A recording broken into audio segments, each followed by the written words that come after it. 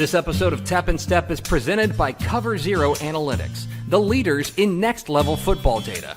CoverZero delivers predictive matchup previews, classification-based grading, and customized analysis to football coaches who want more than the same old breakdown of tendencies.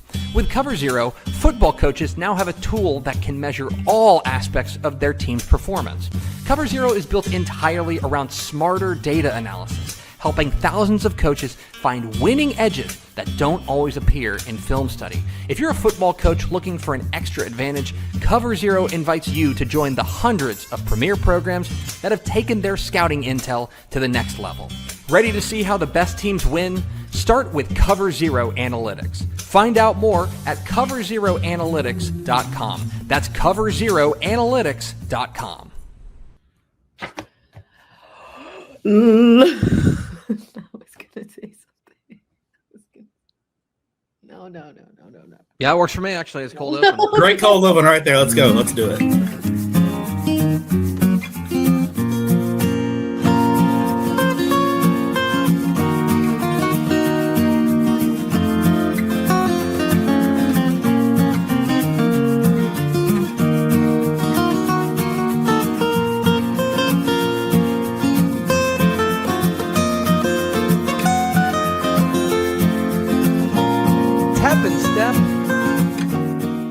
Premium Texas high school football podcast from your friends at Dave Campbell's Texas Football and TexasFootball.com. I am the Tepp, Greg Tepper.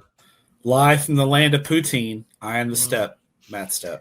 Thank you for being a Dave Campbell's Texas Football subscriber or for watching us for free on YouTube, which apparently a bunch of y'all did for the 4A and 3A preview.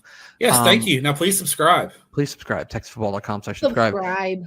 Yeah. Those other dulcet tones you hear belong to our intrepid producer, Miss Vianney Moreno. Hello, Miss Vianney Moreno. Hey guys, how's it going? Hi, How are you guys doing? We're doing great. We're doing great. Boss. Stepp, I was actually very near. Could you tell that I was near you this weekend? Like nearer to you? I had vibes that Tepper was in the general vicinity, but I could neither confirm nor deny. I was just out and about, and I was like, I feel like Tepper is a lot closer to like me a chill down your spine. Yeah. I was in Boston and Cape Cod for a wedding, and play Vivaldi. No, okay. Cue Vivaldi. I will tell you this Vivaldi. this about Cape Cod, because I had the same thought. I'd never been to Cape Cod. But and I think we have this idea of it, and certainly there are parts of Cape Cod that are like that. However, also, and I think people know what I mean by this, and I mean this lovingly, a lot of lake people on Cape Cod. Are they lake people or ocean people? It's lake people on the ocean. Ooh. What I'm saying is my dad would fit in very well there. Be like, oh yeah, he'd be fine. You know? Is ocean guy a different level than lake guy? Yes. Ocean guy's got money. Ocean guy's ritzy. Ocean guy's got an air about him, right? Yeah. Lake guy is salt of the earth, blue collar, busting out a can of Vienna sausages and going, "Here you go, have some Vienna sausages." Eating a Vienna sausage on a jet ski. By the way, Vienna sausages. If you'd like to sponsor Tep and Step, Vianney.Moreno@DaveCampbells.com. Absolutely. Mm-hmm. This is your 5A preview edition of Tep and Step. We do thank you for being a Dave Campbell's Texas Football subscriber. Coming up here in just a moment, region by region breakdown of 5A Division 2 and 5A Division 1, including Matt Stepp's shocking state championship picks. Oh, so shocking. So shocking. I do have a shocking 5A Division 2 Region 4 champion. Stay tuned. Now that is a tease. But first, Matthew, we will start, as we always do, with our Texas high school football fun fact of the week, presented by CoverZero Analytics. Oh, they cover a lot more than zero. Let me tell you, those guys cover it all. That is my big complaint about CoverZero Analytics. Is it like, I know it's a football thing, whatever. It's like you're playing press coverage, nobody over the top, whatever. That makes it seem like they're not. But let me tell you something. CoverZero is covering everything in Texas high school football, going deep. So I just sent our good friend Jacob McNeil our kind of, game draft candidates, and within 5 minutes I had like breakdowns of this stuff. Dude, like, and it's he's not, going to put me out of a job. He's going to put me out of a job. it's not, by the way, like, oh, they scored 38 points per game. Like, I can do that, right? They are like going deep on like explosiveness rating and like how good they are at stopping big chunk plays in the run game. I'm like, what? It's crazy. It's going to be great. CoverZeroAnalytics.com. Take your team to the next level. And those guys, if you're a Texas high school football coach, a head coach or an assistant coach whose head coach is not an analytics guy, just reach out to those guys. They will give you a demo and take the time to go through it, and you'll be shocked. Like, you'll be really surprised the things they can show you. So just call them and give them a demo. Like, it's going to take an hour of your time. They'll get it done. Yeah, and they can help take your team to the next level. CoverZeroAnalytics.com. Thanks to them for sponsoring the podcast. Matt Stepp, your Texas high school football fun fact of the week. Last year was a cathartic year for Larry Hill. We're going to talk a lot about the Smithson Valley Rangers today. Larry Hill, the dean of San Antonio coaches, finally gets that elusive state championship. And it's the one thing that had been missing from what is I don't toss around this word lightly, a legendary coaching career. He finally gets that state championship.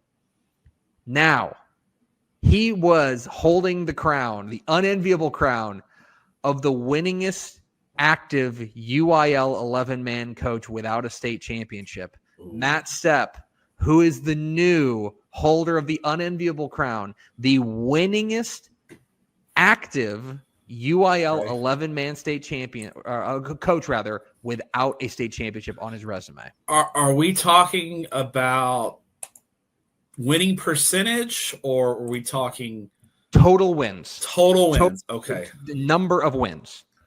So, like, for example, if Phil Danaher was still active, he is the winningest coach without a state championship. He's also the winningest coach with 490 wins. Is it Richard Barrett at Kennedale? Ding, ding, ding, ding, ding, ding, ding, ding, ding, ding, ding, ding. That's right. Matt Stepp has done it. Richard Barrett at Kennedale, 260 wins and counting. He is the winningest coach without a state championship. And I would love for him to do it. Personally, I have an aside. Coach Barrett was my freshman geography teacher at Everman. Oh, wow. And so I know Coach Barrett. I've known Coach Barrett since I was 14 years old. And he was old back then. He's really old now. But love the guy. Great man. Would love to see him do it one day. I don't know if he will. But, yeah, I kind of had that one. I just knowing Coach Barrett's longevity and everything, that was kind of right there. This was my personal connection to Coach Barrett. Second place, by the way. Maybe this is probably a sleeper pick, and a guy who has more wins than people realize. David Sanchez. David G. Sanchez down at Laredo United. I believe he is the winningest Hispanic coach in Texas. In state history? Yes, I believe so. Oh, well, there you go. Yeah. Anyway, there it is, your Texas high school football fun fact of the week. All right, Matthew, it's time to get down to business. Talking Class 5A today. We're breaking down Class 5A heading into the 2024 season. The El Paso Bel Air Highlanders go. Here we go. We're starting with them. They're on the clock. We are going to go per usual, smallest to largest. And this is actually the last time we'll have to do that because next time we'll just do 6A. It's crazy. 6A schools don't have divisions until they don't do. I was working on regional outlooks today for 6A, and it's a lot more work because you got to figure out enrollments and who's going to go to D1. It's a lot more work, a lot more variables involved. Let me start. So we'll start with 5A Division 2. Here is a positioning statement. 5A Division 2. Shrug? Like, it does feel like a classification without a clear team to beat. That is with respect to the defending state champs, Richmond Randall, who start the year number 1 in our rankings. However, I would make the argument to you that last year and this year, the gap between the number 1 team in the state and even like the number 20 team in the state in 5A Division 2, I think it's pretty slim. And that's why I think that this is one of the more interesting and unpredictable divisions in the state. Yeah, I think 5A Division 2 top to bottom is very strong this year. There are a lot of good football teams. Obviously, Randall winning state championship last year, South Oak Cliff. But you get past those two teams, and there's a lot. Region 3 is a meat grinder. We'll talk about it in a little while. I think there's unusually good depth in Region 1 this year. I think Region 2, aside from South Oak Cliff, has 3 or 4 really, really good football teams. Region 4 probably a little down. A lot more questions in Region 4. But speaking of, literally just Justin Evans from Corpus Christi Miller just calling me just now. What's up, Coach Evans? So, by the way, you people, we're not editing this out. You people who are you're getting the full Matt Stepp experience. That's what being friends with Matt Stepp is like. Yes. He's just like, hey, I'm getting a call from the coach of Corpus Christi Miller. Yeah, literally Justin Evans. I won't put his phone number up here. We have 415 missed call, Justin Evans. He's probably going to give me hell about picking my 5AD2 because he's a subscriber. So he already read my article about 5AD2 Region 4. Mm-hmm. So be like Justin Evans and subscribe to Dave Campbell's Texas Football. I mean, come on. It is a remarkable. This does feel. I'm glad you brought up kind of the regional balance because it hasn't always been like that, and especially in 5A Division 2, we've kind of said, oh, whoever wins Region 2 is probably the favorite, right? And obviously there have been exceptions to that. Porte Neches Groves, Randall, of course, won it out of Region 3, but this is, in my view, the most balanced the regions in 5A Division 2 have been. At least 3 of the 4. We'll get to Region 4, which is a real wild card. Yes, this year region, it's a wild card, yeah. But it does feel like there's better regional balance, and like you could convince me that the state champion could come out of Region 1, Region 2, Region 3, and if someone gets really hot in Region 4, the path is there for them. Agree. Tell my dog to be quiet. He's barking at the mailman. I think they're the three of the 4 regions for sure. I think there are multiple teams who can win state championships. Region 4, again, probably a little bit more of a crapshoot, but I think there's 3 or 4 teams that could win Region 4. So I think every region has a good amount of intrigue going into 2025. And I think that's why, to me, just looking at it, 5A Division 2 might be my favorite classification to watch going into the season. So let's start with Region 1, the aforementioned Region 1. And this is going to be essentially half DFW and half non-DFW, including the ultra-rare 9-team El Paso district, and then kind of the mishmash Big Country, South Plains, Wichita Falls district in Region 2. But the power, I don't think I'm speaking out of school when I say that the power feels like it's centralized within DFW in Region 1. And we'll talk about District 4 here in a moment, which might lay claim to being the deepest and most dangerous region in all of 5A. However, let's start with this. Let's start with my regional favorite here, and it's Death Taxes and the Argyle Eagles. Argyle looks the part of a team that can drive deep, maybe all the way to Arlington. I really like this Argyle team because it feels like they have the right combination of what they're normally really good at, which is just good in the trenches. They're good up front. And also, this year, they've got some play-making dudes that are going to be out there and going to be a problem. I think Argyle, for sure, enters the year as the favorite in Region 1. They won the regional title last year. They've got 13 starters back, 47 lettermen. That's a huge number for a 5A Division 2 program. McGuire Gasperson, 3-year starter at quarterback, Julian Caldwell. They've got playmakers. What I want to see from Argyle is a little bit more, especially against the better teams, commitment to the running game and the offensive line. Yeah, that was the thing. In the South Oak Cliff game last year, they just got their butts kicked up front. Like South Oak Cliff just kicked their butts. That can't happen if they want to win a state championship. They've been great. They've got the pieces. I think it's a mindset thing. And, they played South Oak Cliff twice in the semifinals, lost to them both times. Is there a mental block there? I don't know. And it's hard to project out to the state semifinals. But if you're Argyle, you know that if you want to get to the state championship game, you're probably going to have to run through South Oak Cliff. But they have the pieces in place. Their JV, this senior class is really, really, really good. They have been winners ever since they were coming up. Their JV was 10-0. They got huge numbers. I'm starting to wonder how much longer Argyle is going to be in 5A Division 2 before they move up to Division 1. But They got the pieces in place. They are a state championship contender without a doubt. And now you look at District 4 real quick, which is, I mean, we highlighted it in before last year. We said, hey, when realignment came out, District 4 5A Division 2 is going to be a lot of fun with Lovejoy, with Anna, with Melissa, with Frisco Emerson, right? We thought Denison had a chance to be better. That was before Prosper Walnut Grove emerged on the scene and by won the way, district. Won the stinking district. Yeah. And now you look at this district and it is minimum 5 deep.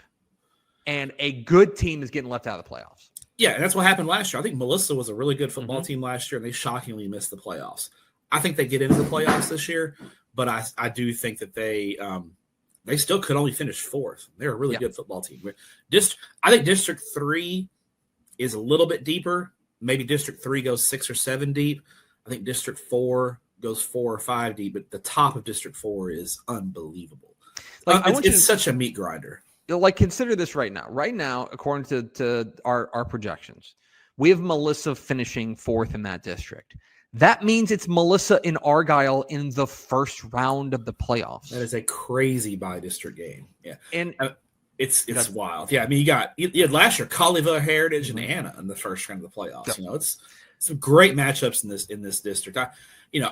District 4 is intriguing because Walnut Grove did what they did last year with the freshman quarterback Hayes Hackney. Cam Newton's back. They got a lot of pieces back.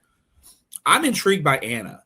Because Anna loses a lot on offense, but they've got I think 8 back on defense. They lose a lot of their skill talent, but they've got a 3-year starter at quarterback, Ziondre Williams, and Seth Parr is a mastermind on offense. You give Seth Parr a quarterback, he will find a way to score points. A state champion quarterback. Yes. Let's not forget. I think Anna's going to be really, really good this year as well. I think Lovejoy, year 2 of Todd Dodge, you got to think they'll take a step forward. Melissa Emerson, I think, is the one with questions. Late coaching change. They were already going to be kind of young. They're the one that I kind of, have on the outside looking in. But the district's just crazy good. I will just tell you this. I think there's an argument to be made. This is the best quarterback district in all of 5A. You've got Janicek there at Lovejoy. You've got Ziondre Williams there at Anna, and then you've got Hayes Hackney at Walnut Grove. It's a crazy, crazy district there, and it'll make Region 1 a lot of fun. But what's interesting, just real quick, the El Paso district there, District 1, it does feel like it's probably Del Valle, but I don't know. I don't know that there's a team in 5A Division 2 in El Paso that I look at as like a team that can make that deep run. Yeah, even Del Valle last year, they went undefeated, won a first round playoff game, then got to Lovejoy and got hammered. Jake Fetty, obviously the El Paser. A lot of the pieces around him have graduated. They're going to be kind of young. So yeah, I think District 2 is going to be a fun district to watch. Wichita Falls Memorial gave Argyle a great run last year in the second round. They're a good football team. Lubbock Cooper gave Walnut Grove a great game in the second round, got beat. Lubbock Cooper, though, I got questions because the new school, that's starting to hurt them a little bit. I think Abilene Wiley's going to be in the mix. Watch out for Amarillo Paladuro. That's like, if you're looking for a hipster sleeper out there, Paladuro. They've got Darian Lewis committed to North Carolina, Vern Blair committed to UNLV. They got Julian Deuce Reese at quarterback. They went to state 7-on-7. They've got 8 starters back on both sides of the ball. Keep an eye on Amarillo Paladuro. I'm expecting they were 5-5 last year, so they weren't a bad football team. Watch out for the Dons. I think they make a big leap forward. To put a fine point on it there at Lubbock Cooper, Chip Darden told us that this is the smallest varsity team they've had in 15 years. Yeah. It's like, I mean, that's the cost of growth, right? It's the cost of growth. The new school is starting. Yeah. This was, I knew after last year's loss to Walnut Grove, you can kind of see that it was kind of the end of an era in a lot of ways for Cooper, because that was the last time they were kind of one school, fully. To Region 2 we go, which is the region that has been dominated, and the conversation has to start with the South Oak Cliff Golden Bears. This is a team that it's probably just worth saying out loud as often as possible, has played in 4 consecutive state championship games. South Oak Cliff has played in 4 consecutive state championship games. Inner city school has played in 4 straight football state. That's the crazy. I tweeted out just a few minutes ago that they have a chance to join a short list if they can make 5 straight state championship games. Yeah, as an inner city school. That's the it's if you like I told Kyle Ward, their defensive coordinator, this the other day.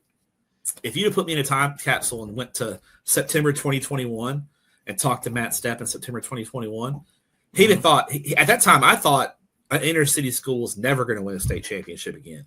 And if you told me an inner city school had a chance to play in 5 straight state championship games, I'd have thought you were some Looney Tune, like alternate reality type thing. It's crazy. I mean, like put it to you this way, okay? Highland Park has not made 4 consecutive state championship games. Like, it's crazy the consistency they've had. Mm-hmm. And look, this will be a different ball club.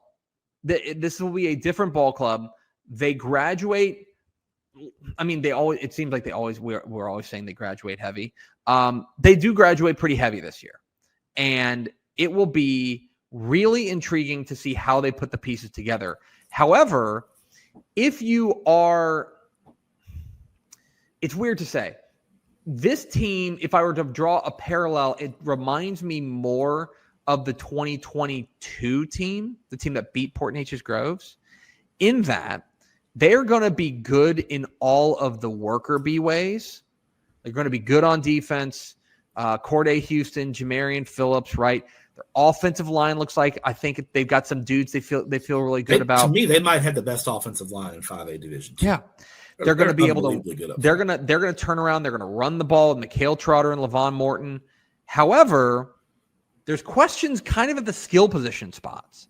And, like, can someone step up at quarterback, at receiver, at the playmaking spots? That's the question, I think, for South Oak Cliff if they're going to make a 5th consecutive state championship and win a 3rd title in 5 years. Yeah, and I thought 7-on-7 gave some hope for South Oak Cliff fans. The new quarterback, Jaden Dunny Williams, looked great in 7-on-7. Yeah, it's just 7-on-7. We'll have to see how he does when defensive linemen are coming at him. But positive signs from the receiving core there. I think Sock's second. I don't worry about Sock's defense. I know they graduated pretty heavy on the defensive line, but they rotate guys. They play in so many blowouts in district. They play a lot of guys. There's a lot of guys with experience come back. Their secondary, Marcel Gibson, committed to Clemson. The other defensive back is committed to, I think Ricky Giles is his name, committed to West Virginia. Sock's going to have a great secondary. Jamarian Phillips at linebacker. They're good. They have D1 players at all 3 levels. I think the big key is going to be offensively the growth of they're going to run the football. Mm-hmm. Trotter and Morton, that big offensive line led by Brian Swanson. I believe he's maybe committed to Stanford. They're going to run the football. No doubt about that. It's going to come down to, especially in these big playoff games late in the year, how their passing game develops, can they consistently make plays. The 2 state championships that they've won, they were able to make plays consistently in the passing game. The 2 times they lost in the state championship game, there were questions in the passing game, and they got beat. So that's going to be the key for South Oak. Well, and if they're going to get there, they're going to have to get out of a pretty dangerous Region 2, especially I think there's 3 teams that represent real existential threats to South Oak Cliff to make to a semifinal. One of them is Texas High.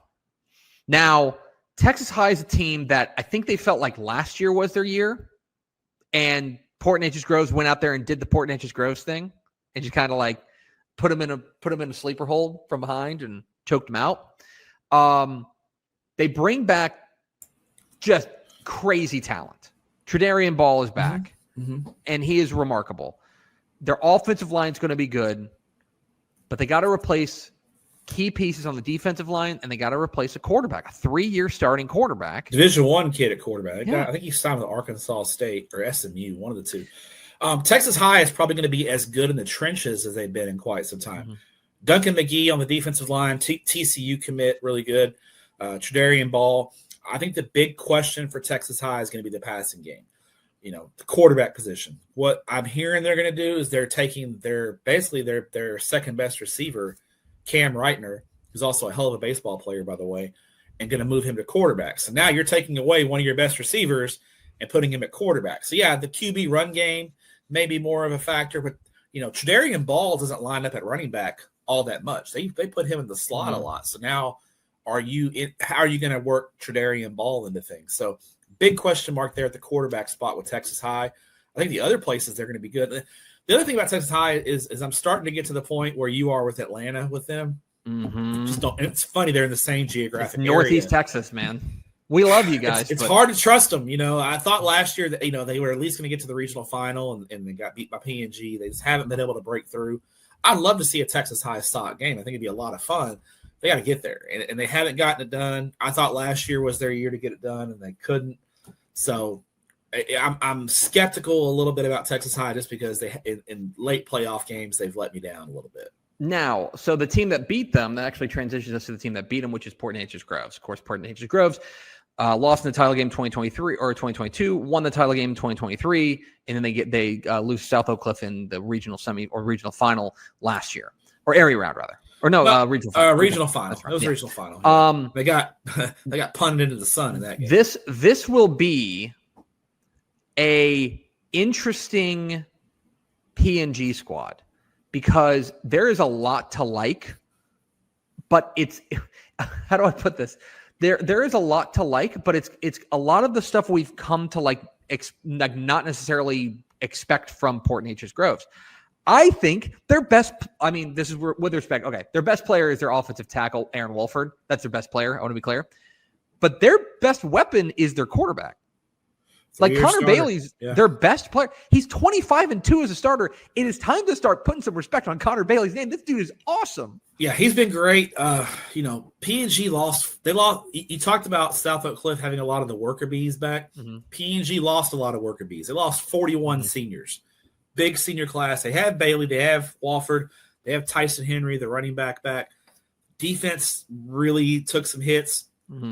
They're gonna be young on the defensive side of the ball. So I've got some questions. The thing about District 8, you don't want to finish second. If you finish second, you're probably facing South Oak Cliff in round 2. Mm-hmm. And that's bad news. It was bad news for Huntsville last year. Which brings us to Huntsville, because Huntsville is the team I'm really intrigued by. Okay. Yeah, a lot of intrigue with the new head coach, Todd Mabus, coming in. Got that Katy background, had a lot of success at Abilene Cooper. Did a great job at Lockhart, turning that program around. They've got dudes. Huntsville's got playmakers. Trayshawn Brown. Mm-hmm. The biggest question I have with Huntsville is going to be, what do they do with Zay Adolph at quarterback? He started, I believe, 8 games as a freshman last year, but he's not your traditional quarterback. He's more of an athlete, get the ball in space kind of guy. I've heard rumblings that Huntsville is going to play Adolph at receiver and not at quarterback. Now, I'm going to see him week 1. Breaking news. I'll be in Brenham week 1 for Huntsville Brenham. But that's interesting. But I think Huntsville, talking to South Oak Cliff coaches, they talked about Huntsville played them tougher than anyone until the state championship game. Like that was Huntsville sock was 10-0 at halftime, and Huntsville had a chance to make it 10-7 right before half, and they kind of shot themselves in the foot. But that was a tough game. Huntsville has got dudes. It's a matter of can they put it together and be consistent. And sometimes that consistency has been an issue for Huntsville in the past. By the way, you just reminded me, because I forgot that Todd Mavis was a Katy guy. Think about that district, okay? Todd Mavis at Huntsville, Katy guy, right? Mm-hmm. The coach at Nederland. Katy guy, Scott Rich. Katy guy, yeah, Scott Rich. Yeah. The coach at Porte Nature's Groves. Mm-hmm. Yeah. The Katy guy, Jeff Joseph. Yes, yeah. It's very Katy coded there. Yeah. The only other team, there's 2 other teams I really want to mention before we'll move on. I know we're moving slow. I'm sorry. VNA is really mad at us. 2 other teams. One, I'm into Midlothian Heritage. I want to see what they've got this year. I think that their defensive front has an opportunity, but they have got to find a quarterback, and they've got to kind of replace the secondary. Heritage. And 7-on-7 with Heritage, they were rotating 2 kids who played linebacker last year at quarterback. So, they'll have a tough. I know they'll have a tough kid at quarterback. So they at least in 7-on-7, that battle had not been decided yet. The other team that I am buying some stock in, I want to see what Marshall does coming off of last year. It's a great year last year, 10-3 mark. They do get hit pretty hard. They're gonna have to find some skill guys, but they're a team that I'm intrigued by. By. Quarterback Alton Henderson's back now. One part about Marshall, their stud linebacker Landon Jones did transfer to Melissa this offseason, so that's a huge loss. They were expecting him back. He had 140 tackles or something crazy last year. He's now at Melissa, so big loss for Marshall, but I still think they're the number 2 team in District 7. Over to Region 3. And Region 3 is where you find the defending state champs, the Richmond Randall Lions. And there are simultaneously every reason to believe that they're going to go back-to-back, and also every reason to think that they're not even going to win their district and maybe even finish second in their district. Yeah. The reason, if you're buying into Randall, one of the biggest reason is obviously RB1, is obviously Landon Williams-Callis, who is a special talent, and a guy who only gets better. They also, I also think, my opinion, they also bring back a legit stud on the defensive side. Noriel Dominguez, their linebacker, I thought was spectacular last year, and is only getting better. Yeah, TCU commit. But what's interesting about Randall is I think the highest compliment I can pay to Brian Randall's ball club from last year is that was a team that was greater than the sum of their parts. Everyone did their stinking job. Like everyone, they played clean football. They pulled the rope in the same direction, and you saw that late in the playoffs when they had to make big plays. When they had to make big plays, this is a team that the worker bees, so to speak, really made that team. Like guys like Keelan Sweeney. Sweeney, right? TRGV. Stud. My question is, with all of these guys gone, can they recapture that same magic and keep it rolling that way? That's one of the things. Yeah, the defensive line losses were big for them. I think they'll be better at linebacker because of Mallory, the addition of Dominguez. That helps their linebackers, so that may offset the defensive line losses. You're right. Mallory was a linebacker I really liked last year. Yeah. Dominguez was ineligible to UIL roles, but he has a TCU commit, so you've got 2 really good linebackers there at Randall. They'll be fine in the secondary. I think they'll find guys. The big key I'm going to wonder is offensively, because you lose both your play callers. You lose Brooks Hack to head coach, both the head coaching opportunities. Brooks Hack goes to Houston Memorial. Stephen Hill goes to Fulshear. So Tyler Scribonic back at quarterback, but they're going to have a new play caller. How does that all kind of go hand in hand? So that's the big question mark with Randall for me, is just the offensive play calling and how they manage that. But they're going to be in the mix, but their district is tough because their biggest there's a team over there in Iowa Colony went 12-2 last year, and both losses were to Randall. And both losses were that first playoff game was the first game was a little bit 30-10 maybe. Yes, 30-10. You're right. I was at the second playoff game that went to overtime. That was a knockdown, drag-out war, and Iowa Colony would love a pound of flesh from Randall, and they bring back Ray Garza's squad. Brings back a lot. Jaden Warren, the stud wide receiver. I love the junior quarterback, Carson White. He's going to be a junior this year. He's already started 27 games. So Iowa Colony's got they got speed. State champions in boys track. They're going to be fast. So Iowa Colony is a team I'm keeping an eye on. So Fort Bend Marshall lurks there as well. But the team that I might be buying a lot of stock in them, stay tuned, is the Brenham Cubs. I'm right there with you. Yeah. Buddy. Brenham's got the juice this year. And Jacoby Dixon, their star running back, Chris Guidry, they play him both ways, basically. I want to see where they end up lining him up this year. They're loaded at Brenham. 17 starters back. I was at the Brenham Randall game in round 3. That was a 21-14 game with 5 minutes left in the football game. Without Jacoby Dixon. With a bunch of with 13 seniors for Brenham. So 13. Now, Brenham's got one big question mark. It's the quarterback. They got to replace a quarterback. They lost a veteran quarterback. So So my season opener, Brenham and Huntsville, I've got two big questions at quarterback that I'm keeping an eye on. So, but I think Brenham is a team that could win Region 3. And Brenham could win the state championship this year. They are that good. Mm-hmm. They are very, very impressive. Two other teams I want to talk about in Region 3. One of them, let's talk about what's going on at Liberty Hill. Okay. Absolutely fascinating what's going on there, because obviously the coaching change that they make there with Kent Walker leaving to go over to Blanco. They promote their taking over. They promote their defensive coordinator, David Seaborn. What does that mean for this program? Now, I think that this, like, it's one of the things that, like, Liberty Hill is similar to a couple of other programs that, like, you can't look, in my opinion, at like what they graduated, because the system is so strong and you always know they're going to have some dudes who are just ready to be ready to go. We already did have a few before the coaching change. We already had some questions about them. We already wondered, okay, like, can they put it together?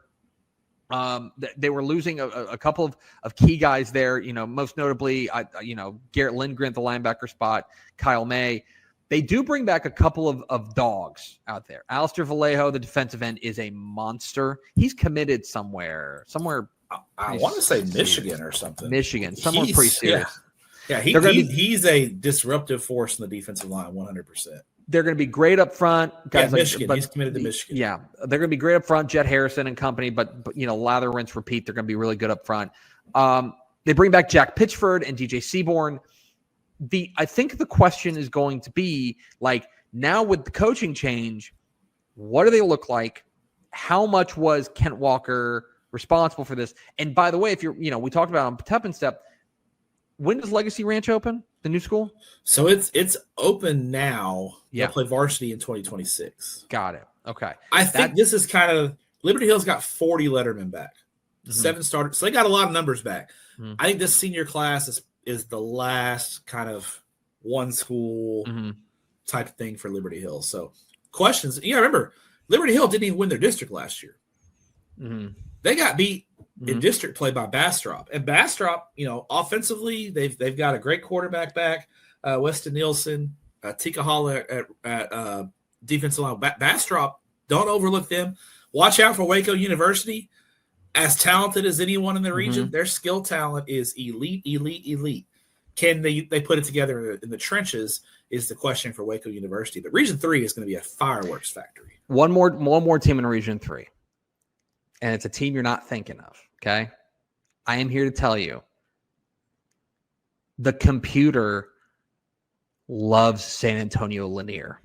The Vokes. They love the Vokes. The Vokes. Okay? DNA, I need you to Google a picture of the San Antonio Lanier mascot, and you will crack up laughing. VOK. It's the VOK.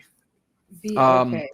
But they have got 16 starters back. Like, I will say, the computer's pretty smart in this way.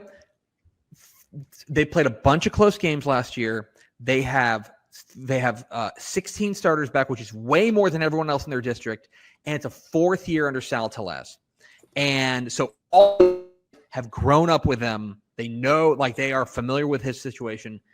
Keep an eye on Lanier. You heard it here first. Keep an eye on Lanier. I'm buying him. So now on to Region 4. Now on to Region 4.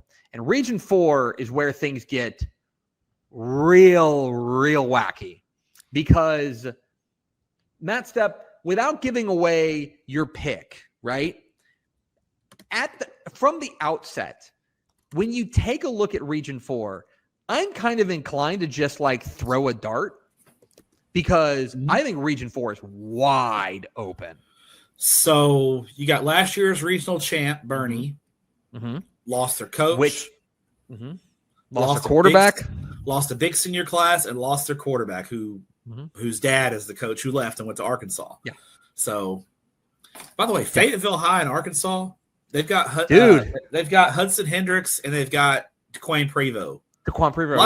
A lot of Texas ties there at Fayetteville High in Arkansas. So I think VNA has just looked at San Antonio Lanier's mascot because her face is It's okay. It's a we'll gear. talk about it in final thoughts. Yeah. Okay. Well, It's a gear. It's a gear. We'll explain why in a minute. So Bernie's got a lot of questions. Alamo Heights graduated the house. Only three starters back on both sides of the ball. He lost Michael Terry. A lot of questions. Corpus Christi Miller. A lot of questions. They lost a really good senior class. Yes, 3-year starter at quarterback. Big question mark. Corpus Christi Miller might start a freshman at quarterback this year. And they're gonna be young at some spots in the offensive line. Like it's more questions it's at Miller than they've had in the past. Yeah. So there are some holes. Greg Tepper, have I told you the good news about the Victoria West Warriors? I knew you were going here. 15 starters back from a team that went 10-3. I love experience.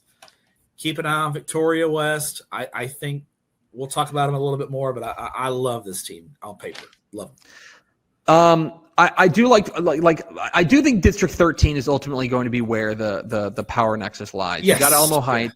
We're going to talk about Kerrville Tivy, new head coach. Obviously went through a lot this offseason, but they've got some excitement going on there. I would even look, you mentioned Miller. Miller is a team that right now the magazine projects to be the favorite in Region 4. I was about to sneeze, but I didn't because I'm a pro. But this is we shouldn't edit that out. We should leave that out. No, we're not going to. Region 4, Miller is interesting, but if they find that quarterback, I think they're the favorite. I'm also buying some stock in what Gregory Portland's got coming back. I think Gregory Portland could be in line for a little bit of a jump. They're 5-6. They played a brutal non-district schedule last year, took their lumps, but they bring back 5 stars on both sides of the ball. They're going to be able to run the ball. I think their defensive line has a chance to be good. This is a really intriguing, region. I do like Carter Dominguez as their quarterback. I think he's a dynamic and explosive playmaker. He's a dude. Is there anyone in the Valley that catches your eye? I feel like in 5AD2, it's a little bit of a down year in the Valley. No one just jumps off the page in District 15 or 16 to me. It's not the Valley, but they're in a Valley adjacent district. But Alice is probably the team that I'm most interested in. No home games this year. Front. No home games. That's one of the issues. They're going to be in a weird spot. Yeah.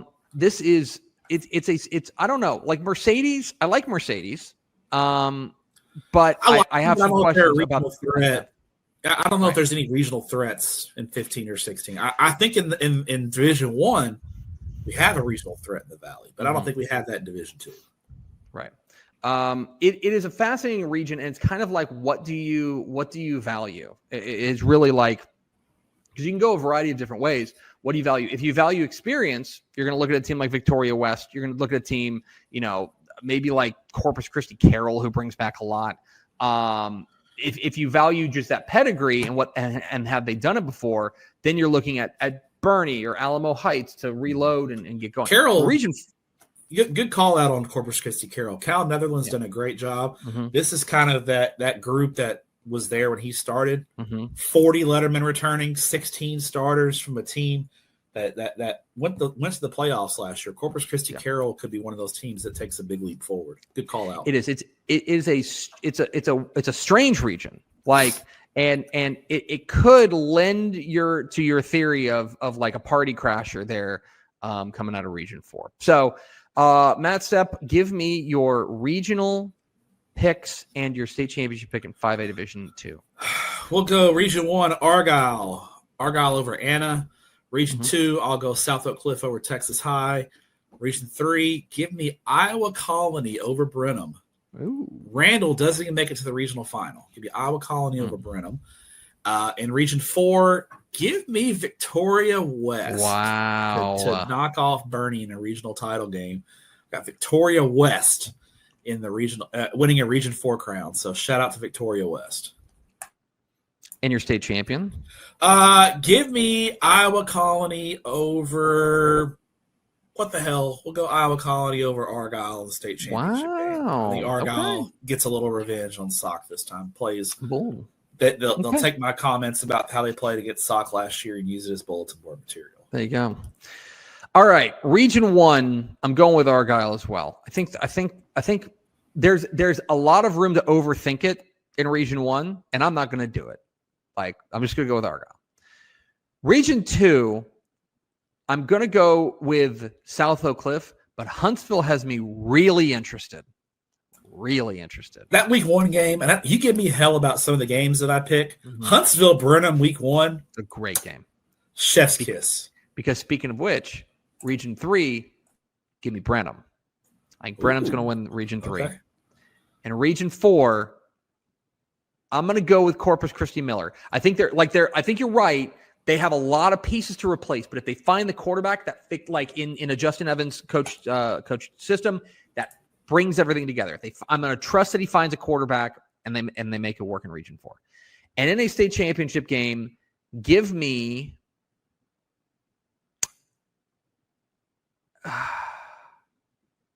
give me Brenham over South Oak Cliff. Okay. I'm gonna go Brenham. I've been Cub pilled. That's where I'm at. I'm really in Bluebell pilled. Yeah, both of them. Yeah, exactly right. Bluebell. Call us. Yes, that's right. We can make that happen. So there it is. Your 5A Division 2 preview. Very brief preview. On to 5A Division 1. 5A Division 1. And so, of course, the Smithson Valley was the reigning state champs. We talked about them in the Texas Ball Fun Fact of the Week that Larry Hill got that elusive state championship. Good for him. We're of course thrilled for him. We talked to him at coaching school. He was great at coaching school. He was. You could tell he was in a good mood. You know what I mean? Yeah. So I guess the question, because 5A Division 1 last year, it was such a wild year. If you forget, the state championship game was Highland Park versus Smithson Valley. Here is, I think, the conversation, I think, until we go basically like back-to-back years without Aledo in a state championship game, we're going to have to keep the focus on Aledo, who starts year number 1. And my question is it Aledo? That's like check box for yes for Aledo. Or is it not Aledo? Is it an Aledo year or is it not an Aledo year? That's kind of the question. I think that is ultimately the animating question around 5A Division 1. And maybe the last time we ask it in 5A, because might be. I think Aledo's probably headed to 6A in February. Is that they barely missed it last time. They were right on it. So I think they might get over that threshold this time. So here's just something before we start like really blowing smoke about this.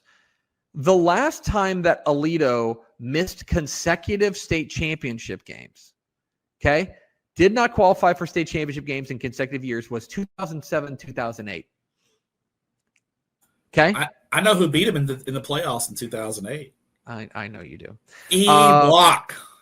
So 24-7 at Pennington Field. Is it an Aledo? It's the question. Is it an Aledo year or is it not an Aledo year? Now, I will tell you this. There is a lot of reason to believe it's an Aledo year.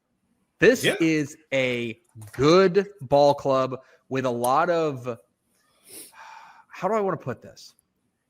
They've got a lot of Aledo guys on this team. And what I mean by that is the players that you have come to expect who are just really good at their spot. Caden Finley is a freak. He's a freak show receiver. Yeah, I love the two defensive ends, Dempsey and Cyphers. Aledo's defensive line might be the best. Adding Chase Wilburn, their linebacker, that front seven is going to be dangerous. Nasty. Really good. Big question at quarterback.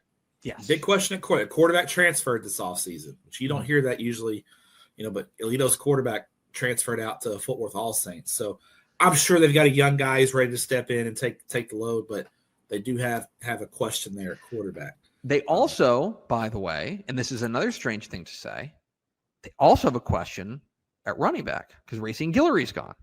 Now, I think they feel good about Caden Winkfield, a guy who, got some good touches last year. But there are moving parts. Aledo, I think you are 100% within your rights to just say, check the box, it's an Aledo year. Mm-hmm. And also, if it's not an Aledo year, lot of really interesting ball clubs in 5A Division I. Sure. That sure. Some teams that we've come to come to know and put in that same category. Many of whom, two of whom played in the state championship last year, and also some newcomers that may have their best team in years. Agreed. That's what's interesting about 5A Division I. Yeah, I agree. I think it's a lot more than just Aledo, obviously, and I think there's about 8 teams that really have a strong case for that. And then you got kind of after that top 8, maybe another 7 or 8 that if everything broke right could be in the mix. But I think it's gonna be a fun year. I think I'll say this: Aledo's won 127 district football games in a row.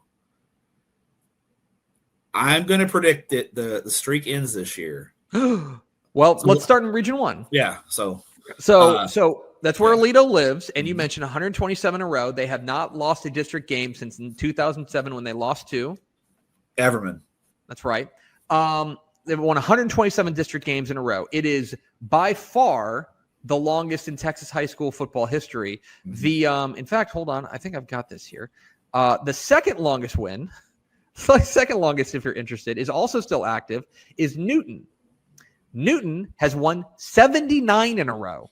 Got a long way to catch. Got a long way to catch Aledo. So they have a decade to catch him. Yeah. Denton Ryan at Aledo last year jumped on Aledo early, and then Aledo made a big rally. The game is in Denton this year, and Denton Ryan beat him in the playoffs last year. So, and I think if you're going to talk about someone in Region 1 other than Aledo, it starts and ends with Denton Ryan and what they have coming back. Yeah, they have got a lot coming back, including their quarterback, Quinn Hennigan. Yes, they've got another Hennigan at quarterback. And their Cookie Warmate, their defensive lineman, who is a freak show. This is going to stun you guys. Actually, there may be people who listen to us who don't understand. Guys, Denton Ryan is like a defensive lineman, and I guess if you want to call Anthony Hill, he was kind of a do-it-all athlete, kind of linebacker, but call it a front seven, just factory. Oh, it's been a factory since the early 2000s. They've produced NFL players. And by the way, 5A, some great defensive nicknames. We've got Cookie Warmate at Denton Ryan. We got Pac-Man Dominguez at Randall. Got some good nicknames in 5A defensive players. But they have got Denton Ryan is going to have some war daddies up front on the defensive side. It is big questions in the secondary, though. They graduated. They got Zaire Heiler, but they graduated. I think the other 3 starters all graduated. So youth in the secondary, their front seven is going to have to carry the load. That's, of course, a huge, huge game in District 3. And by the way, let's not count out there was another team that won 10 games in that district, and it was Richland. Yeah. Now, Richland has some more rebuilding to do. Richland feels like that senior class was special. There's a special senior class, and they're going to need some guys to grow up in a hurry. But Richland's still a good ball. They ain't going away. No, and I think that Jake Kemp have any eligibility left? I don't know. We'll find out. And then, so you've got District 3, and I think a lot of the conversation in Region 1 is going to focus on District 3. For sure. I think District 2 has a chance to be really fun, too, between Abilene, Amarillo High, and Tascosa. That's going to be a fun district. And by the way, Lubbock Monterey won the district last year. So District 2 has 4 really good teams at the top. I even think Lubbock Coronado, with 7 starters back on both sides of the ball, will be greatly improved. I'm really watching for Abilene High. 9 starters back on defense. They bring back on offense Braden Henry, who is kind of their do-it-all guy. Ethan Joyner, their running back. They've got a really good young wide receiver that I'm keeping an eye on in Aboso. I think Abilene High has the pieces to be dangerous. The problem for Abilene High is going to be if they finish first or second, they're facing Denton Ryan or Aledo in round 2. The draw is almost better in District 2 if you finish 3rd or 4th, because you wouldn't face Ryan or Aledo early on. So not saying Abilene's way too proud of a program to do any shenanigans like that. But I think Abilene, that hump has been they beat Denton Ryan 2 years ago in the playoffs, but Aledo beat him in the regional final, and then Aledo beat him again last year. So Aledo has kind of been that hump for Abilene that haven't been able to get past. Elsewhere, kind of outside of District 3 and District 2, I do like Arlington Heights in that District 4. I think they're probably the best team in Fort Worth. Do I want to say that? I think they're the best team in Fort Worth ISD. Yeah, I would say they had a couple of late transfers out that hurt them though. We'll see. Chisholm Trail had a late coaching change, but they bring a ton back. El Paso, El Dorado. They got the 2 Division I commits at receiver and running back, and Ray Estrada. But they had the dreaded 10-1 last year. They went 10-0 and then lost in the first round of the playoffs. They're I think the best hope in El Paso for getting out of the first round of the playoffs. But Ryan Estrada, the Minnesota commit, is as fun a running back as there is in the state of Texas. He is. It's a great year for talent out there in El Paso. And then finally, can Fort Worth Paschal make it 2 playoff appearances in a row? Remember, they haven't been in the play. They hadn't been in the playoffs since 1995. They snapped that long district playoffs district drought last year. Let me see real quick. Let me see if I can find the last time they won a playoff game. Oh God. The last 50s. Matt Stepp. The last time that they won a playoff game was that they beat Dallas Hillcrest 7-0 in a 1964 by-district game. All right, 1964. Can Paschal do it? Probably need to win the district to do it. Yeah. Between Aledo, Ryan, and Richland. Yeah. If they match up with like Azle, like first round of the playoffs, I think they can get Azle maybe. You know? Yeah, but I don't think Paschal's winning the district. They get in, but I don't think they're winning the district. On to Region 2. Region 2 was won last year by Highland Park. I would say, I don't know. It's never a surprise when Highland Park's good. You know what I mean? Like you're just not paying attention. Here's another perfect example of a program that you cannot judge them based on what they bring back. No, they always play a ton of seniors. They graduated 55 seniors, and I'm still like, yeah, regional favorite. Yep. Doesn't matter, yeah. Then they, one starter back on defense, okay, who cares? They'll be fine. They bring back Buck Randall. Did you know Buck Randall apparently? I heard this. I don't know how accurate this is, but I heard he is related to the Mannings, like the cousin or something of the Mannings. What? I heard that. I think we probably need to track. I need to call my guy, my Highland Park correspondent, Guy Frazier, and ask him if that's accurate. I believe there's something there. Well, but I mean, he's a great player on his own right. Let me tell you something. Here's the best thing that I like. I watched Buck Randall play in 2 games. I saw him play in the regional final, the regional final against Frisco Lone Star, and then I saw him play in the state championship. Now, he played as a sophomore. A sophomore quarterback at Highland Park is very rare. Matthew Stafford and it might be Buck Randall. Yeah. The thing about him that I thought was really interesting is that he had some sophomore moments. He had some sophomore moments where he threw the ball in the traffic. But I thought, like, you can absolutely see they're like, oh no, like he's got the juice. Buck Randall has the juice. And I am, if they can just hone it in and just eliminate those mistakes, he's going to be a problem, a big time problem. So 2 is going to be probably Highland Park's biggest threat, which is the team they beat in the regional final, Frisco Lone Star. Mm-hmm. And Frisco Lone Star brings back the best talent in the region. They bring back the most notable and the most spectacular athletes in the region. Davian Gross, who at time of recording is committing today to like Oklahoma or Florida or like the big time program. Yeah. He's also has the juice. Frisco Lone Star always has these like versatile Ashton Jeanty, kind of guys. Marvin Mims, is these guys who can do a bunch of different things. And Davian Gross, they have 2 of them this year. They have Davian Gross and Carice Hoyt. Carice Hoyt was the quarterback last year. He's probably moving to running back, but that versatility, unbelievable. These versatile athletes that can do a lot of different things. It's like Jeff Rayburn goes to let me go to the multi-skilled athlete tree and just pick another Division I stud off there. Okay, between Hoyt, who was there when they played at Highland Park last year. Their best play was just like, we're going to snap it to Hoyt and just like run the ball. And then they've got that towering tight end Ryder Mix. Like, it's a great name. Ryder Mix. It's an awesome name, by the way. Lone Star's got dudes, and they are going to be a problem there. And I think they're, in my opinion, the clear favorite in Region 5 or in District 5 with respect to Frisco Reedy, who feels like they're much more in a bit of a rebuild. They graduated pretty heavy. District 5, though, if you're looking for a fun district, I think District 5, I was telling another member of the media, I think there's 7 teams in District 5 that can be playoff teams. Oh, wow. Like, I think the seventh place team in District 5 could win some districts in 5A Division 1. Like, it's going to be, the big question for Lone Star: offensive line, defensive line, and then they have talent at quarterback, but youth. So big questions there. The Midlothian's interesting. 12 starters back from last year's ball club. If this is a big senior class, they feel good about. And Georgetown, down there, again, kind of a sprawling region here, but Georgetown has got Jet Walker, the West Virginia commit, the rock star running back who is really, really fun to watch.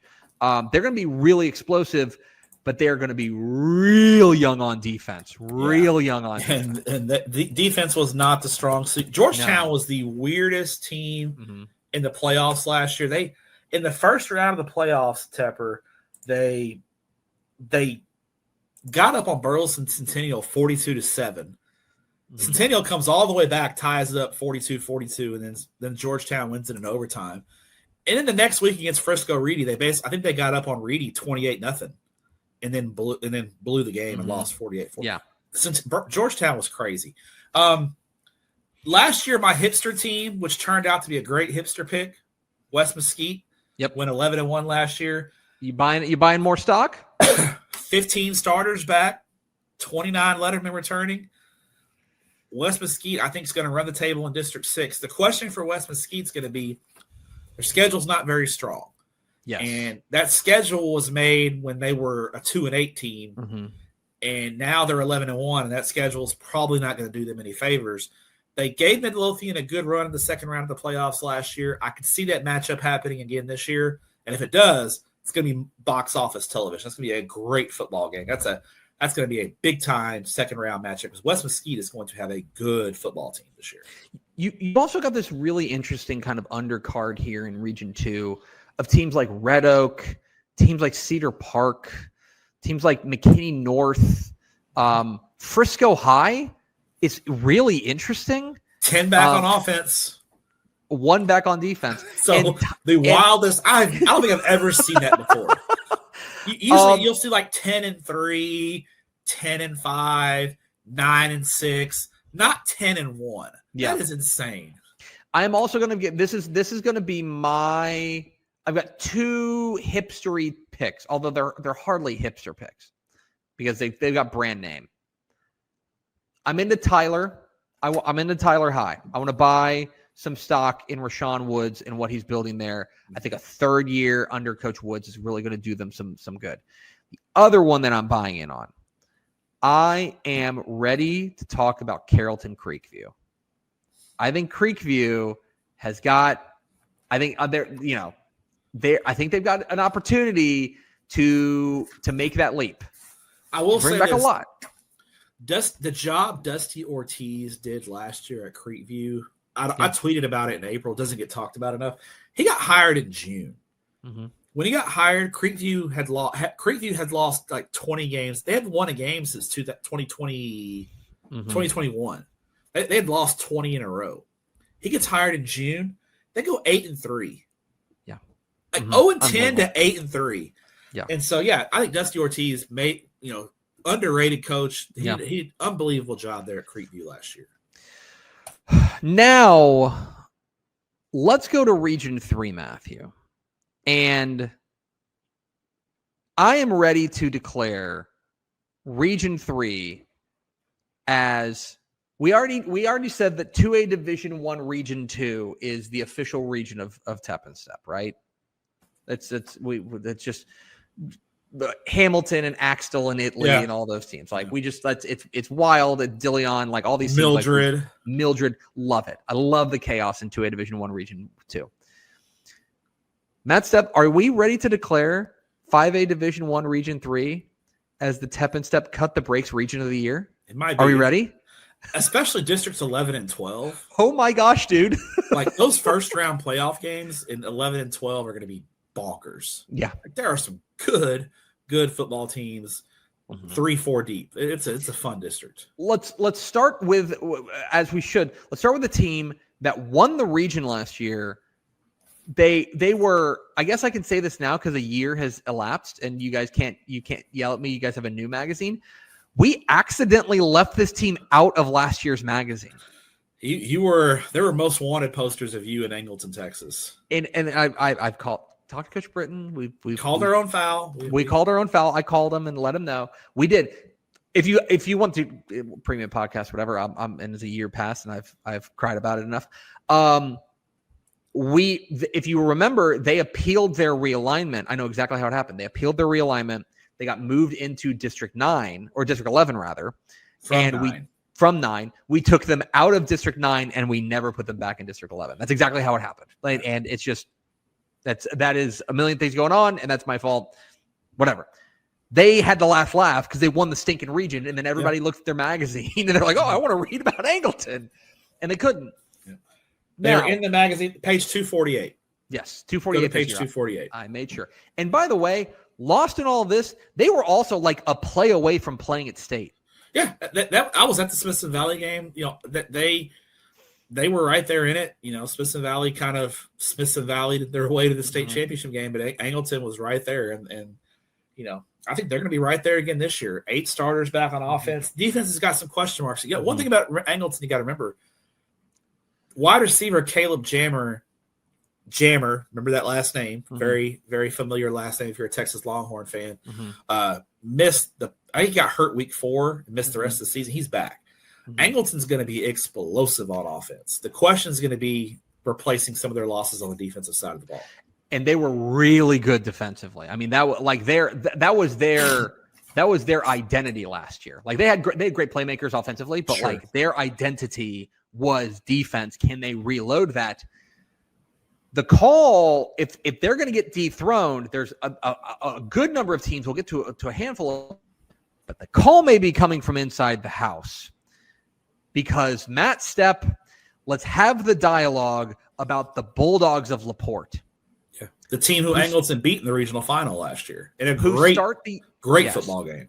Who start the year ranked number 6 in the state, and I will also tell you this. Because we get asked a lot, like what goes into our preseason rankings. There's a fair number of stuff. Some of the stuff some of it's art, some of it's science. I will tell you one thing that we do is we ask coaches within their region, hey, who is the team to beat in your region?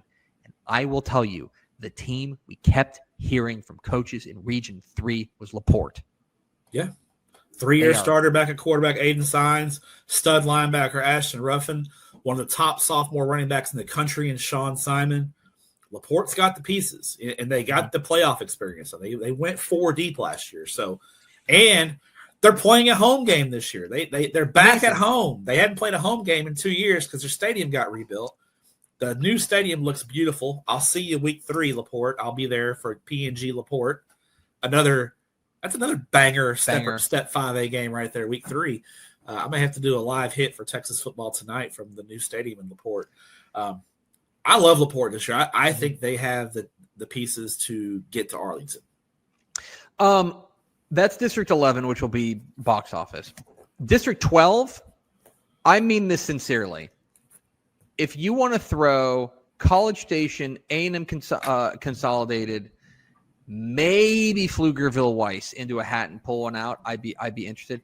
Yeah. The only thing about Weiss is it has nothing to do with the play, but the late coaching change obviously changes things. But they got the quarterback in Jackson Chad, who started 11 games as a freshman last year. He started 11 games as a freshman.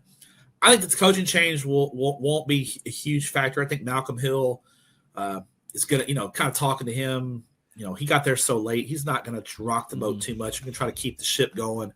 And the problem for Weiss, for me, just from a scheduling standpoint, is they have to go to College Station. They have to go to Consol. Tough road trips against really good football teams. They had them both at the field last year, and they were unable to beat them both at home.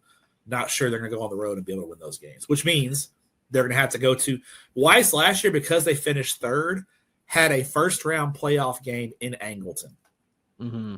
Now, they almost beat Angleton. Like, Angleton won that game 35-28. So it's not like that. Just shows you how tough District 12 can be. So then there's like College Station from like a name recognition perspective is like, it's like toast. Like Aiden Martinez-Brown, gone. Cade Corcoran, gone. Braylon Wortham, gone. 50 Jackson seniors. 50 Jackson seniors Verdugo. graduated. 50. Yeah. I think they're going to be fine. I think that Stoney Pryor is going to get his boys pointed in the right direction. I think especially the defensive front seven, guys like Cole Flanagan, going to get them ready. The question I think is going to be, it comes down to, it's a similar situation across town too at A&M Consolidated, because guys like Vakapuni Fiketti, Texas Football Tonight favorite, a Dudes Rock Player of the Week for sure. A&M Kingsville, by the way. That's it. Okay. That's where he's at. Will Hargett is off to the next level. Cameron Vines. All of the star power there at the College Station teams really got wiped. One of them is going to figure it out. Weiss, Consol, or College Station. I would be crazy if I told, or I'd be lying to you if I told you I know exactly which one it's going to be. I feel like I give the edge to Consol just because they have the experience at quarterback with Jaden Mullenberg returning, quarterback / linebacker. Gotta love that combination. So I get Consol finally beat College Station last year, so give them a little bit of the edge, getting over the hump in that matchup. And then we haven't even talked about Lufkin in District 9. I think they're the other team that you really have to talk about in this region that is a contender with new head coach Carl Absek. Coming over from Barbers Hill. You don't think Lufkin Barbers Hill is going to be a fun district game when those two get together? Lufkin's got dudes. I mean, the quarterback's back. He was hurt most of last year. Javion Johnson, Desmond Hood, the linebacker. Kenneth Waters is a great running back. And apparently Lufkin's got some kids out from basketball that haven't been playing football that are really going to help them on the outside at wide receiver. Lufkin was 10-2 last year. Intrigued to see how the coaching change goes for the Lufkin Panthers. I am also ready to buy some stock in Port Arthur Memorial. That frontline talent is elite. It is spectacular. And like Tank King, their linebacker is a monster. You're a linebacker named Tank. I mean, come on. Amonte Martin, their running back, is a dude. They're going to be loaded. The question's depth. Like, feels like that's the question every year. Yeah, quarterback. What are they going to do at the quarterback position going into this season? That's really the question. But so now we have, in defensive players, we have Pac-Man, we have Tank, and who was the other one that we had in dang it, now I have to go back and find that one. But yeah, we've got some great defensive names in Class 5. Cookie, Tank, and Pac-Man. I mean, look, it's a loaded region in Region 3, and it will be that, like, those playoff games are going to come real early, and they're going to be really, really fun. Finally, over to Region 4. And Region 4, of course, we talked about them a little bit. We should spend some more time on the reigning state champs, the Smithson Valley Rangers. And we talked with Larry Hill at coaching school about this, about how that particular team, and he even admitted it. He said, he's like, that was not my most talented Smithson Valley team that won a state championship. It wasn't. But they were so special because they were able to put it all together in the way that it worked and the way that happened. And if you want to believe, like I think last year obviously was a special year. A lot of things have to go right to win a state championship, and a lot of things went right for them. The cupboard ain't bare, especially on the defensive side. No. That defense is going to be a problem. Hudson Woods, their defensive end, is a menace. Their defense is going to be really good. The question is, how do they replace what was a special offense all around? Offensive line especially, and then folk hero Cade Spradling, who they may build a statue to.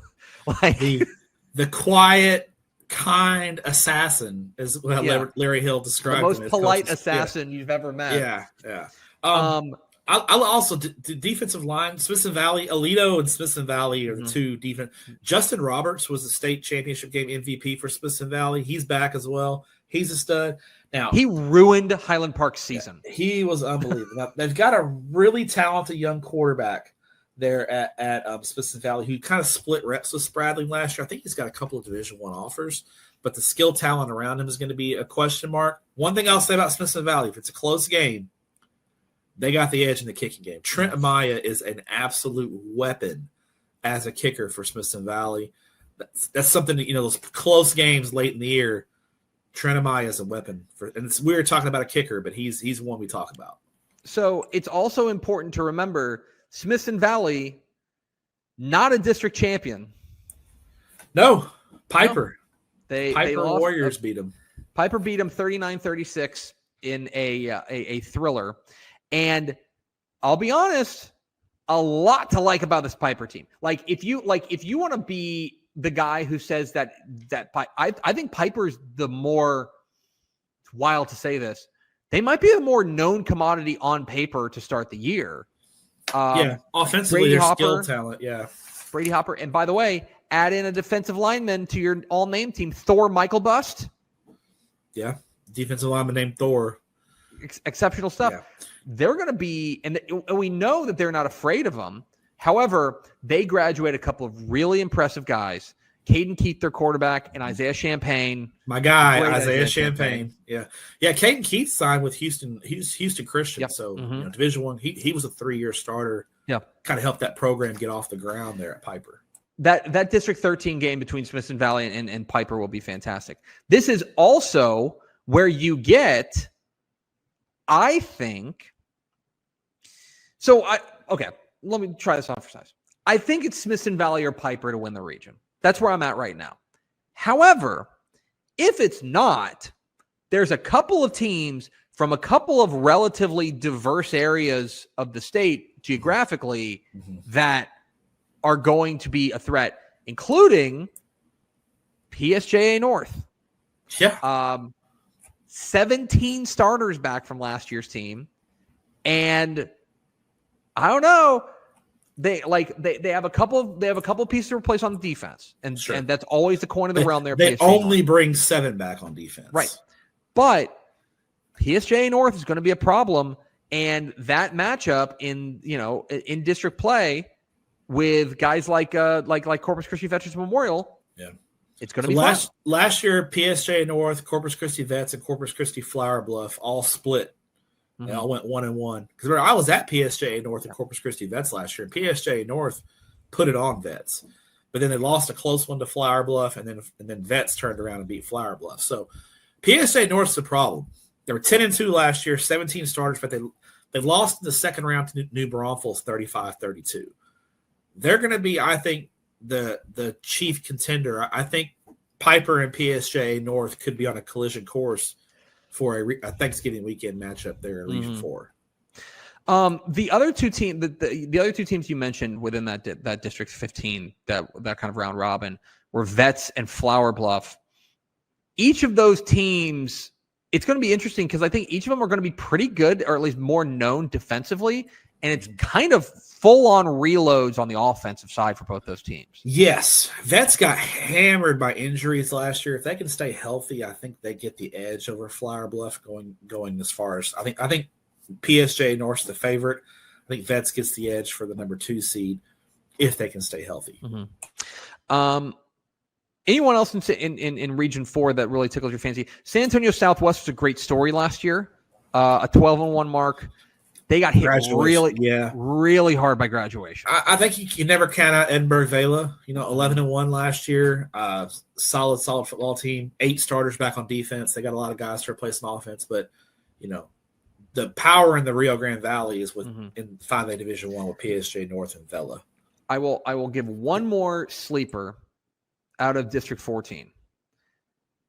South San is ready. Like South San, after last year, their best year in like a million years, Yeah. seems like. And and they were pretty young. Yeah. 15 starters are back.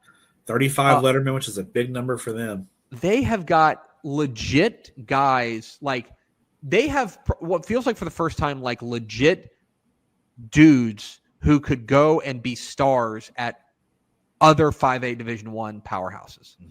Like guys like Braden Booth, their defensive end. Alex Flores was a 1,500-yard rusher last year. They are, I don't know, man. Like, and the Booth kid, 6'5", 210, runs a 4.54. He's a freak athlete. Got to get through Jay, and they got to get through Southwest, but those two teams were both really hit hard by graduation. Let me see if I can find real quick the last time South San Antonio won a district championship. Almost certainly not going to be able to find it, but we'll see if he can. You're listening to live. Here we go. South San. South San's last outright district championship was in 1975. Whew. I'm not the Jay and Southwest are going to be in there. That may have been Clint Gustafson was the baseball coach there at South San. Like, I mean, former UT crazy Longhorn baseball legend coach Cliff Gustafson was the baseball coach at South San. It's a really interesting region with, I think, two clear favorites, but plenty of other teams that are going to make that problematic there. All right, Matthew, 5A Division I, give me your regional picks and your state championship pick. So in Region 1, I said Aledo's district winning streak was going to come to an end. I think we're going to get the reverse of last year. Oh. Last year, Aledo beat Denton Ryan in the regular season. Denton Ryan got them to the playoffs. I think this year the whip gets reversed. Ryan beats them in the regular season. Aledo gets revenge in the playoffs. Give me Aledo over Denton Ryan in Region 1.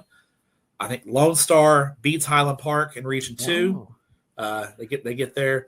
Region 3, I'm going to go LaPorte over Angleton to win Region 3. Region 4, I'm going to go Smithson Valley over Piper in Region 4. And in the state championship game, I got Frisco Lone Star taking on LaPorte. Whoa. I have got the LaPorte Bulldogs winning the 5A Division I state championship. Okay. Bold. It is bold. LaPorte and Frisco Lone Star is a fun game. Championship game. It'll be a fun Friday night game. Friday night game. Yeah. Region 1, I like Aledo. Region 2, I'm like Randy Allen he's baiting us. He wants us to pick Frisco Lone Star, and I'm not falling for it.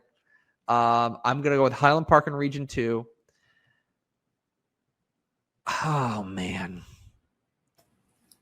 Dude, LaPorte Angleton's so hard to call. It is. They know each other so well. They're so evenly matched. Yep. Mm-hmm. I'm gonna go with Angleton to be different. I'm gonna go with Angleton. Okay.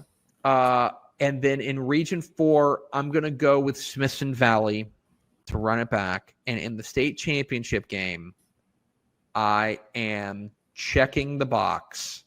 I am going with Aledo over Angleton in the state championship game. I think it's an Aledo year. I'm checking the box. Okay. I like Aledo over Angleton. I feel good about almost none of that. What's strange, I think I feel best about Smithson Valley. Yeah. I that's the one that 4. I felt the best about as well, too. I feel best about Smithson Valley. I don't feel good about anything else that I said for this entire podcast. So there it is, a very brief look at Class 5A.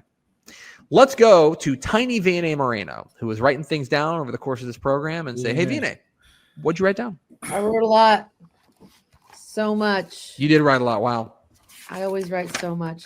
The last thing that you just said, I feel good about almost none of that. Yeah. That's like, honestly, you need a shirt that says that so you can wear it. Ooh, put it I feel on a good. Pillow. Oh, yeah. I feel good about almost none of that. That would be good. That would be very good. I like that. Let us know in the comments if you guys would buy that shirt. I feel good about almost none of that. Good about almost none of that. That is a crazy statement, Greg Tepper. Katie coded. Yeah, the PNG district. 5A Division 2. Katie coded. That was funny. San Antonio. Lanier. Lanier. Yes. The Vokes. They are the Vokes. It is short for the vocationals because it used to be I believe originally it was a vocational school.